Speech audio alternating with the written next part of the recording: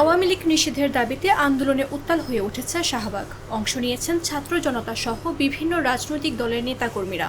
কর্মসূচি চলাকালে মাগরিবের নামাজের সময় হলে শাহবাগ মোড়েই নামাজ আদায় করেন তারা।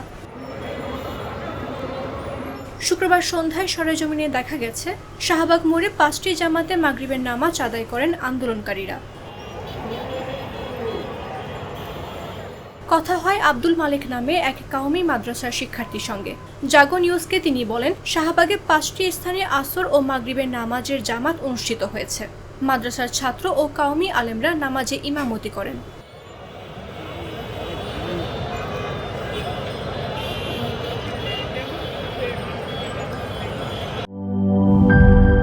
জীবনের সাথে চলে high five all time healthy life.